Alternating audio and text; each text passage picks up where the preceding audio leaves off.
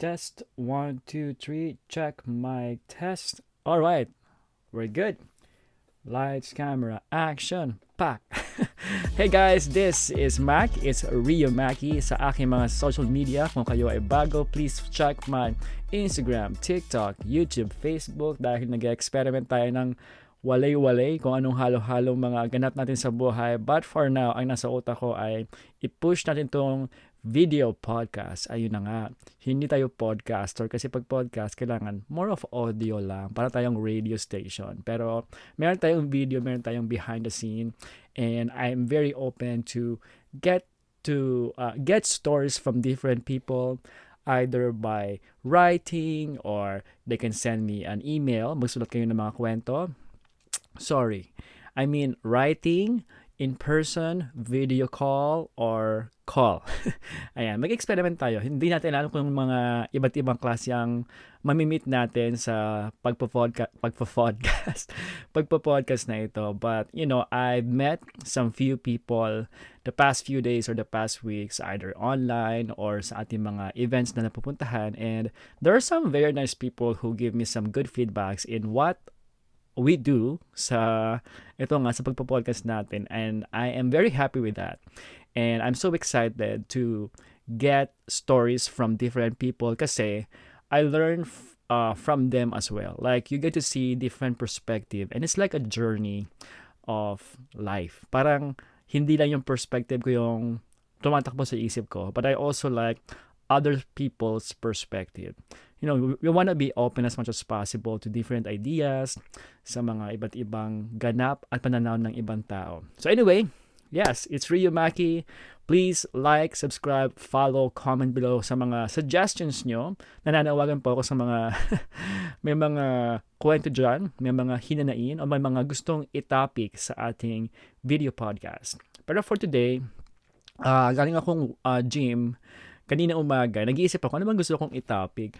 Kasi wala pa tayong mga guest na at the moment. Although may mga line-up tayo, but I'm not very certain of my schedules yet. And I want to give them, some enough time to prepare. And it's all first-time thing. But I'm quite excited to invite people sa ating video podcast. So, question, ikaw ba ay introvert or extrovert? Ka din ba? Ako, this is a good question. Introvert, extrovert. Sabi sa Google, actually ginugol ko para meron tayong pampahaba ng definition. Actually, ano ba? Hindi ko pa pala na-type. So, introvert versus extrovert. Hindi na ako maghahanap kung anong source ko, no? Baka Wikipedia or whatever. But, pagka-type ko sa Google, ang di ba? Sabi dito, introverts tend to feel more comfortable in small, intimate settings and often need time alone to recharge. Parang ako yon. Ako, mahilig akong mag-isa. I feel very comfortable being alone, solitary, and I enjoy my me time. And that's when I perform the most. I feel energized when I am alone. Like it applies to myself. Extroversion, on the other hand, involves a preference for social interaction, excitement, and stimulation. Parang ako din yun. Actually, when I was in second year sa UST, I think it's from HR who did, not HR, like not human resource, para counselor ba tawag doon? Nagbigay sila ng parang personality test or exam. I don't know what's the purpose, maybe to help you out, figure out who yourself or choice of career or whatever. Although nasa college na ako that time. It's very interesting to go through those questionnaires and find out what personality you have. So if you're familiar with those Myers and Briggs, tama ba? The pronunciation ko. It's like 16 personalities, and based on the questionnaires, you will find out what is your personality type. And it's quite interesting, And at the end of the survey, I think it takes, I don't know, maybe a week or so para makuha mo yung result mo. And it came out na ako ay isang INFJ. Ano ba ibig sabihin ng INFJ? What is an INFJ personality? Introverted, intuitive, feeling, and judging traits. Anyway, hindi ko na magiging specific sa mga technicalities ng INFJ kasi nalimutan ko na rin yung mga ganyan. Tsaka hindi naman ako psychologist, no? We want to make this conversation as light as possible. So, introvert versus extrovert. I really consider myself more of an introverted person.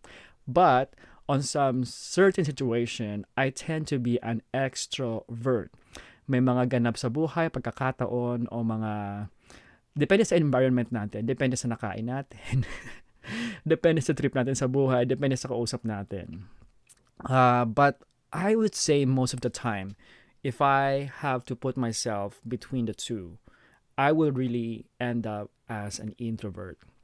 And yeah, I enjoy myself alone. Gusto ko yung nakikipag-usap sa sarili ko, parang baliw lang. And I do a lot of self-talking, self-reflection, self-analyzation. I am a very good observant. I like creative things on my own. And I like silence. Actually, in speaking of silence, I'm an early bird who enjoys the quietness, yung katahimikan ng umaga, yung tipong pagising ko, I wake up usually between 5:30 to 6 a.m. That's the majority of the time, between 5:30 and 6 a.m. Sometimes konting late, pero a lot of time talaga before 6 gising na ako. It could be a little bit early, like 5 o'clock. It happens. It's not unusual for me to get up at 5 o'clock. And I like that silence. I really enjoy that. And that's when I reflect, recharge. First thing to do in the morning, of course, meron tayong mga onting dasal-dasal. And then we do our morning tea. I always have my green tea para meron tayong energy. Hindi ako nagkakape dahil nagpapalpitate na ako sa kape kapag over 30 years old ka na, which I am. Malakas ang jittering ba tawag doon sa pagtibok ng puso ko pa nagkakape ako. So, yeah, I don't do that. And then I work out a lot. I go to the gym. Not a heavy weight lifter because I have a back pain. But I just want to move around, do some weights, do some cardio. Kapag wala tayong energy, just do some treadmills. At least just want to activate my body. And going back as an introvert person, mahihain talaga ako. But in my mind, I always want to challenge myself to connect to other people and to approach other people. And at the end of the day, I want to experience something outside myself. Parang I want to connect to other people para makapagkwentuhan or makipagchikahan or makipaglaro, mga activities, kanyan. But I'm not very, very good in a long conversation talaga. Hindi ko nasusustain yung mahabang usapan. Kasi talaga, nature ko talaga na maging mag-isa, ganon. But, I like doing activities. I like doing games or doing outdoor stuff or even indoor stuff. I like helping out sa mga events. I like organizing parties, ganyan. Kahit mga family or friends. Pero ngayon, syempre, hindi na tayo sobrang aktibo sa mga ganap-ganap sa buhay. Kasi hindi ako sobrang magaling sa mga party-party, lalo na kapag gabi nga nagpupuyat. Kasi nga, I'm an early bird. So, nauubos ang energy ko kapag gabi na. So, paminsan-minsan lang tayo lumalabas. Pero pag lumabas tayo, we want to really enjoy those moments. So, there are times actually na extrovert ako. Interestingly, yun nga, nung high school ako, kahit nung college, medyo mapapil ako sa buhay sa eskwela. I consider myself as a consistent leader, laging mga leader sa project or class president or mga ganap sa... I was also active sa community before. I was member of like Kids for Christ, Youth for Christ, Singles for Christ, ganyan. And we can talk about it in a different topic. Hindi na ako active. Hindi na ako nag-Couples for Christ. Hindi na ako active sa community. But those days, mahilig akong maging involved because I just want to contribute. I want to participate. I want to share what I can share in terms of my talent, my capabilities, or just be connected with other people. I am interested with different personalities. I like observing people. I like to read people, I guess. Like what's going on, what's behind their actions or their traits, their attitudes. Oo, may mga tao dyan, di ba? Mga iba't ibang may attitude. And I try to read people. And I think lahat naman tayo, we do that para alam natin kung saan tayo lulugar. And I also tend to be an extrovert kapag, yun nga, depende sa environment. So kapag lahat ng tao or yung grupo sa isang ganap sobrang tahimik, then I don't hold back to initiate some conversations or just let's do something or whatever. Pero kapag naman yung mga crowd natin sobrang daldal, sobrang taas-taas ng energy, yung hindi ko ma-handle, I will be the quiet person. And I just want, I just want them to be, to have fun. I don't want to grab those moments from them. Kasi sila yung mga natural extrovert, mga maligalig, mga malakas ang mga boses, mga madaldal.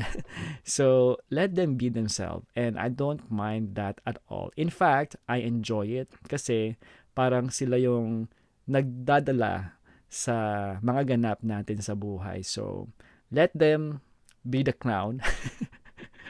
Ang sama naman ng let them be the clown. No, let them be the entertainer. Ganun na lang. And I will be the audience. I like that. I actually more comfortable doing that. Pero yun na nga, kapag tahimik naman yung mga kausap ko, walang nangyayari, then I want to do something. I want to set things on fire. Para namang pang ibang topic yung settings on fire. Gusto ko lang na may nagagawa kasi naman lahat tayo nakatunganga sa isang kwarto, di ba? So yun, that's my personality. So kahit sa mga work, like group meeting and whatnot, mayroon akong supervisor ngayon. It's her first time na maging supervisor. And she tends to talk a lot. Like, super. Yung 30 minutes meeting dapat natatapos na, nagiging 1 hour. And she's been a supervisor for almost 2 months now. But she keeps promising that she's gonna work on her time management and working on her agenda, sticking to it, but she just can't do it. Hopefully, she will learn soon kasi marami tayong trabaho sa work. Hindi lang tayo pumasok para makipagtsikahan. Anyway, may mga ganun talagang tao na hindi nila makontrol. They are not aware.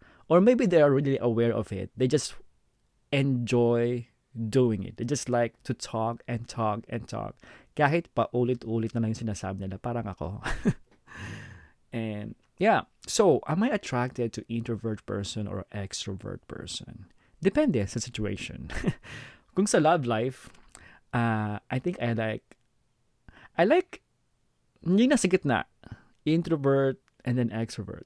Pero siguro mas gusto ko yung mas tahimik kasi dahil nga ako introvert, tahimik, parang gusto ko na siguro, actually yung partner ko naman is, I'm sorry na push ko yung ating mic. Yung partner ko naman, we're gonna be 10 years in January. Wow, 10 years. Milestone, di ba? Nung nag-meet kami, feeling ko siya yung extrovert eh. Ako yung mas introvert. Pero along the way, siya yung introvert, ako yung mas extrovert sa amin dalawa. Feeling ko Kasi ako mas maraming ganap, mas marami akong labas, mas marami akong connections, kahit di naman sobrang laki yung network ko. Pero siya, he is a very family-oriented. Like, he talks to his mom every week. As in, they have a group chat, they talk a lot. Super family-friendly. And then, he has a very small circle of friends. And kaya, pag ako may labas, syempre, nakakasama siya sa akin dahil yun lang yung pinaka-labas niya outside of his family and very small circle of friends. Ano pa? I try to do some, what you call that? Parang guide natin sa podcast. But honestly, I don't really have so much thing to say. But again, same thing. Just be comfortable about myself. Habang naghihintay tayo ng mga topic dyan at makapagkwentuhan sa ating video podcast, I really want to work on this. Like, this is it. This one, what I'm doing right now is a challenge for myself, getting outside of my comfort zone and putting myself out there sa ating mga social media channel and whatnot because I really want to do it and I want to challenge myself. And this is actually something that I can do as an introverted person na kahit hindi ako makipag-socialize sa ibang tao, kahit hindi ako makipag-collab. Oh, gusto ko makipag-collab actually sa mga, I mean yung mga smaller group or one-on-one. That's what I really enjoy the most. And I think this is one of the reason why podcast is an interest for myself or may idea ko siyang gawin sa para sa akin kasi feeling ko it applies to myself. Yung makipag-usap one-on-one or makipag-usap sa couple, ganyan, and to read their story and share feedbacks and perspective, mga kwento kasi this is something good. This is something good. I bought my camera last year. It's a dream camera of mine. Hindi naman siya sobrang mamahalin, but it's a dream camera kasi it's full manual, it's Fujifilm, and it's really cool, and I love to take pictures. But I never thought or planned to do events photography, even though there's a lot of people inquired about it, like for weddings, sa iba't ibang events nila. Last time, may Christmas party. Hinindihan ko talaga. Dahil, first of all, matrabaho ang event photography, maraming edits, and my expectations. And I am not really into that.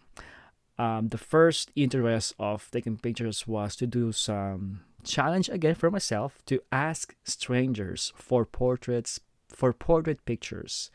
So that was my idea. But then again, winter comes, so mahirap lumabas. So what's going on with my photography is, kapag siguro mayroon akong one-on-one guests sa ating video podcast, I can take pictures of them. And when the weather is nicer, ngayon medyo malamig-lamig pa rin sa Toronto, mga around summertime, ganyan, basta warm sa labas pag weekend, I can try to ask strangers for photos. So we're gonna try that. So watch out for that. And syempre kapag may mga Filipino events, may mga what do you call that? May mga food festival, Filipino events dito sa Toronto. They call sometimes Mabuhay Festival or Taste of Manila. Yan ang isa sa mga pinakamalaking events dito sa Toronto. I can go there and then take pictures of our kababayans if they are ready for that, if they're up for that. I am up for the challenge, right? Are you guys up for it? Yun. So, yun na nga. I want to hear from you guys if you consider yourself an introvert or extrovert. At which one is better, to be introvert or extrovert? Actually, just nothing is better between the two. Both personality types has their own strength and weaknesses, and they can work together. For me, it's like yin and yang. It's opposite, but it doesn't mean one is better than the other. And I'm quite interested in both personalities. I like talking to people who is very loud and exciting and crazy and just super loud once in a while. Pero pag naubos na yung energy ko, I want to talk to someone who's more quiet, who's more reserved, and we can just talk anything about life in general. So, that's it. Halo-halo ang ating topic, ang ating mga sari-saring diwa sa ating isipan. Kaya kung kayo ay merong katanungan sa buhay o meron kayong gustong pag-usapan, i-comment below na yan. Or you can message me if you want to be my guest here at RIO MACKEE show natin. Message me. We can do a video call, we can do a call, or if you are here in Toronto, we can sit down and talk heart to heart. O, di ba? naging Dr. Love show. That's it for today, guys. Maraming salamat po sa inyong oras. Again, if you are enjoying the show, please let me know, comment below, share to your friends. Please follow me, subscribe, and sending you some love. joy, and peace.